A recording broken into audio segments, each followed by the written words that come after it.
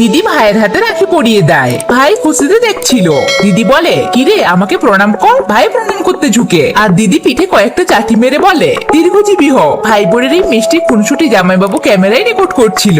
ভাই বলে, শুধু কি মেরেই যাবি, একটু মিষ্টি মুক্ত করা। দিদি পায়েস নিয়ে বলে, এই নে, আমি নিজের হাতে বানিয়েছি তোর জন্য। ভাই বলে, মিথ্যে কথা। দিদি বলে, সত্যি বলছি। ভাই পায়েস মুখে নেয়। দিদি বলে, কেমন হয়েছে? ভাই বলে, সত্যি এটা তুই বানিয়েছিস, দারুণ হয়েছে। এই বলে ভাই পুরো বাটি নিয়ে খাওয়া শুরু করে। দিদি বলে, আমাকেও একটু দে, সকাল থেকে তোর জন্য না খেয়ে আছি। ভাই বলে, না না আমি দিচ্ছি না। দিদি বলে, দিতে হবে না, আরো আছে, আমি নিয়ে নিচ্ছি। ভাই এসে বলে, না না এই সব পায়েস আমি বাড়িতে প্যাক করে নিয়ে যাব। দিদি আর ভাই ঝগড়া করছিল, তখনই কিচেন থেকে রান্নার মেয়ে ডাক দেয়। দিদি আসলে রান্নার মেয়ে বলে, লবণ কোথায়? দিদি বলে, এখানেই তো আছে। রান্নার মেয়ে বলে, এটা তো খালি। দিদি বলে, আরে এতে কি লবণ থাকে নাকি, এতে তো চিনি ছিল। রান্নার মেয়ে বলে, চিনি তো এটাই আছে। দিদি বুঝতে পারে সে পায়েসে চিনির বদলে লবণ দিয়েছে, আর ভাই দিদিকে বুঝতে না দেওয়ার জন্য মুখ বুজে খেয়ে যাচ্ছিল।